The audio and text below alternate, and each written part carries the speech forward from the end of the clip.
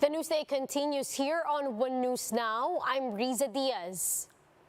With only a few months left for the Duterte administration, key cabinet officials have started to court the United States again for investments. Mobile journalist Pamela Vasquez has the story.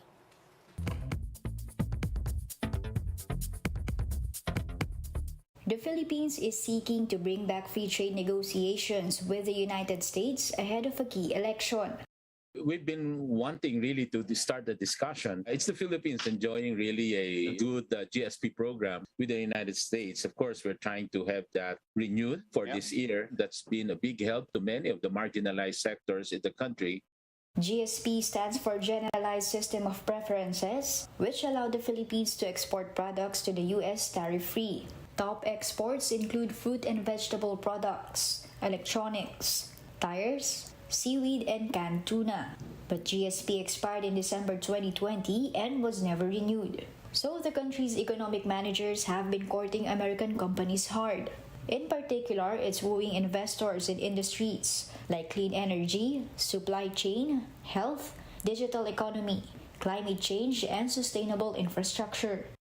Now is the best time to do business in the Philippines. Our economy is recovering rapidly. In the last quarter of 2021, our GDP grew by 7.7%, making the country's expansion the highest in the ASEAN region among our credit rating peers globally.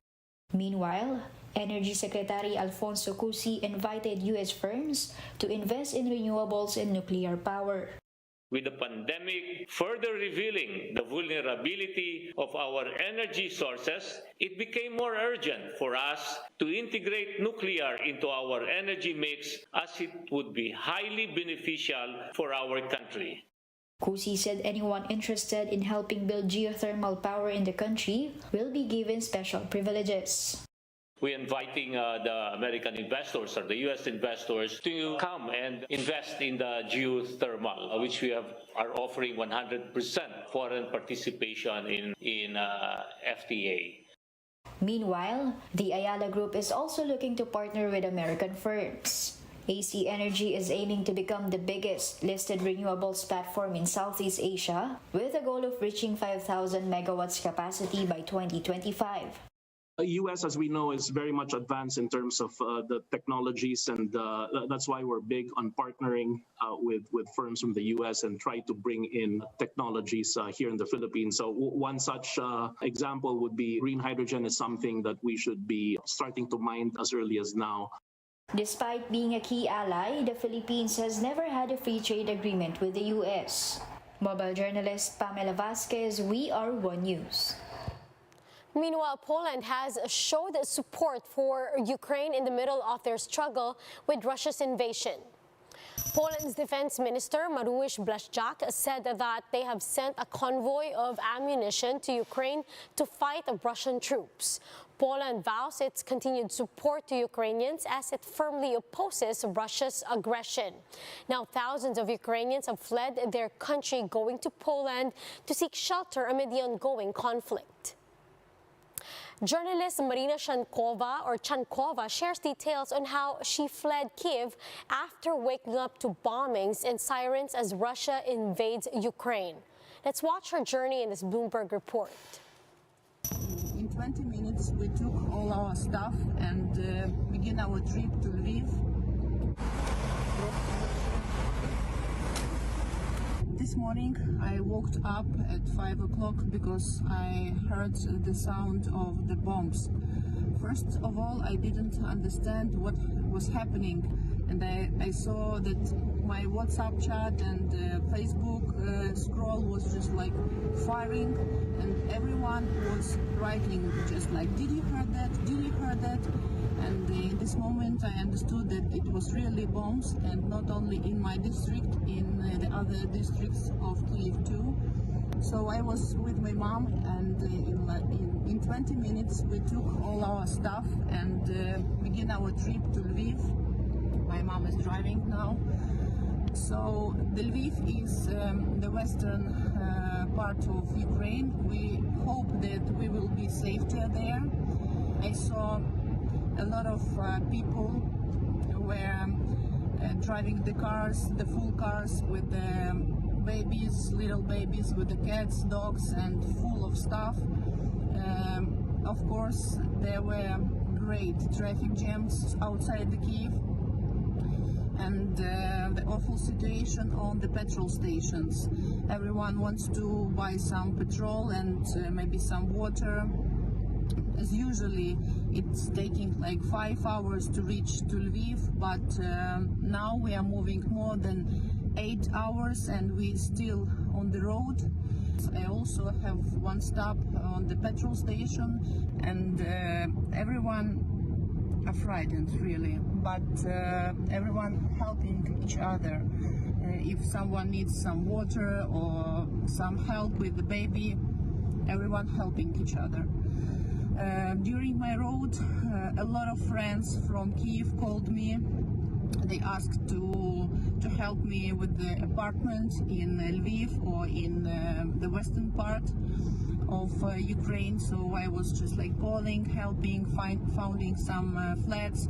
Of course, my house is also open for them, and some of them are moving to me already. We saw a lot of Ukrainian militaries on our road to Lviv, and it was very, very interesting feeling because we saw our army. We was a little bit frightened, but all people were saying hello to them and showing their respect. We believe and we hope that they will protect and save us. We'll be back with more stories after the break. Keep it here on One News.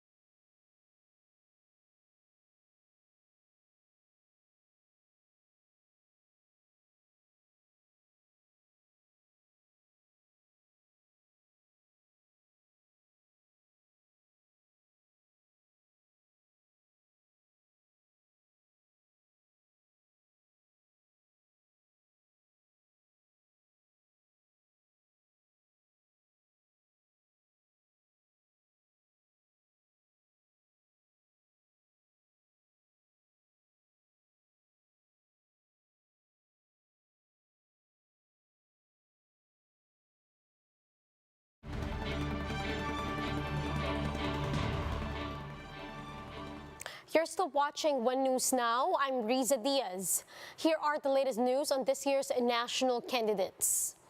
The Marcos Duterte tandem will be skipping the debate organized by CNN Philippines this weekend. Davao City Mayor Sara Duterte will also not attend the Comelec-sponsored debate next month, while her running mate Bongbong Marcos is yet to confirm his attendance. Presidential aspirant and Senator Ping Lacson urges Filipinos to visit local tourist spots before traveling internationally. Citing declining cases and high vaccination rates, Lacson said it is now the right time to patronize the country's local tourism industry. Presidential candidate Calyodi de Guzman is eyeing to file charges against those behind the internet domain calyodi.com, which redirects users to the website of his opponent Bongbong Marcos. De Guzman calls this as a dirty trick to bring confusion and sabotage his campaign. Meanwhile, Mayor Isko Moreno's running mate, Dr. Willie Ong, has moved on after the presidential candidate was paired with Davao City Mayor Sara Duterte. In an online interview, Ong said that he spoke with Moreno and everything worked out for the best.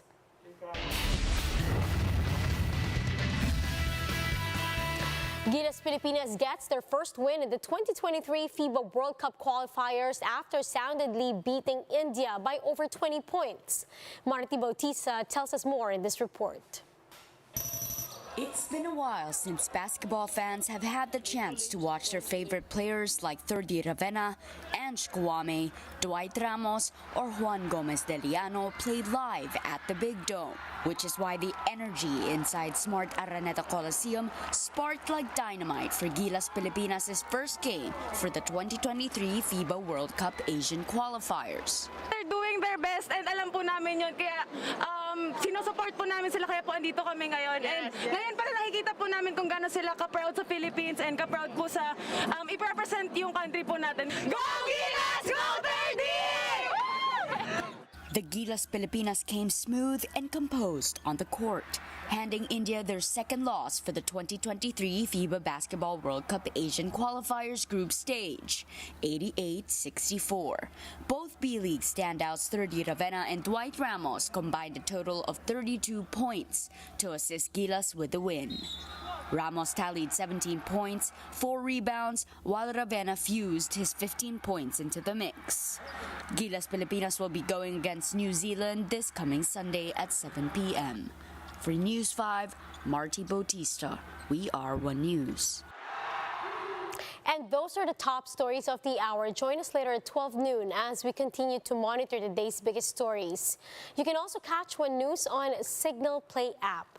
Register for a free account now at www.signalplay.com and stream One News live anytime, anywhere. I'm Riza Diaz. Mask on, wash hands, and stay safe, Philippines. We are One News.